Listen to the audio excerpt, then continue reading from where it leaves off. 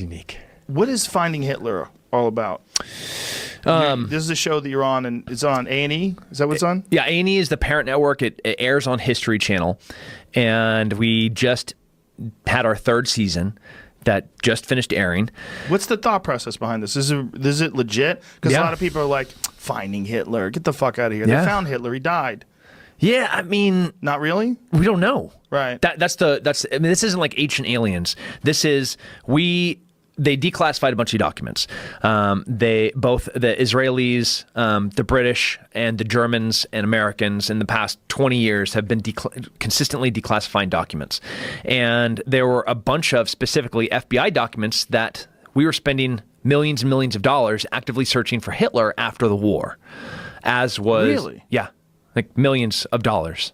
Like Hoover was like, no, send more FBI agents to South America, to North Africa, go to the Canary Islands, go to Spain, trying to find out where this guy went. Tons of real FBI documents with real leads, with real informants, some first eye accounts saying that they physically... So anyways, that's the show. Is us trying to find out, sift through reality and the fiction of the allure, the mystery of that asshole. So what's the official story? The official story is that he killed himself, right? Yep. He killed himself in the bunker with Yeah. Ava Braun. Yep. And is there any photographic evidence of his death or anything? Yeah. So what the Russians got the body. And they got his skull.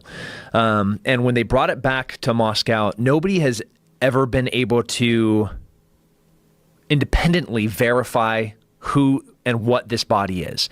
They let one genetic test occur, and the body with the bullet holes that they said was Hitler, and have said, and that's the narrative, that's the story, that's all the eyewitness accounts that are even in the vicinity of collaborating with each other, and corroborating each other's testimony. Like the closest version, because none of it seems to be very accurate, is that, okay, here's Hitler's skull, and when they did the genetic testing, it's that of a 35-year-old woman. So they're like, oh, well, this isn't Hitler, but they've said for the past 80 years that this is Hitler. So, okay, first, before we start throwing stones at Russia, let's go back to 1945, April, in Berlin. You have the Allies coming in, wrecking shop, dropping bombs, blowing everything up they can in every single which way. You have the Russians coming in from the opposite direction. They don't even have enough guns to arm all their soldiers. So if they have 200 guys, or 200,000 guys, they have 100,000 guns. If the guy in front of you dies, you just pick up his gun. That's what's happening in April of 1945 in Berlin. So the noose is tightening. There is it is chaos, anarchy, pandemonium. This is hell on earth, is Berlin, 1945. So I don't know if you could get a real story, the way that we do it now, where we have, this forensic experts that come in and document everything, and we look at all the different testimonies, say this is exactly how, it's not CSI. This is 1945 Berlin. It's crazy. So I don't know. Not a winch hunt, but it was to close a chapter so we could start moving forward with communism. That's what it was. So the threat of fascism, the threat of Hitler, the threat of killing all the Jews, the threat of world domination by the Nazis, that threat's gone. What's the next threat? Communism. It's communism. Right. So that had to be a closed chapter of our history so we could focus our resources and our efforts to what inevitably was going to, the wall goes up. We have East and West Berlin. We're already looking at Korea. This happens almost overnight. Right, very quickly. When Patton's like, no, homies, we need to go all the way to Moscow. This is not the end of our war. And we didn't listen to him. We then have been, fighting communism for the past 75 years. So the ones with power that went to South America, I know a bunch of them went to Argentina, but they think they went to Honduras and a few other places. Mm-hmm. Where do they think they wound up? So what you had in South America, both Chile and Argentina back-to-back had fascist regimes.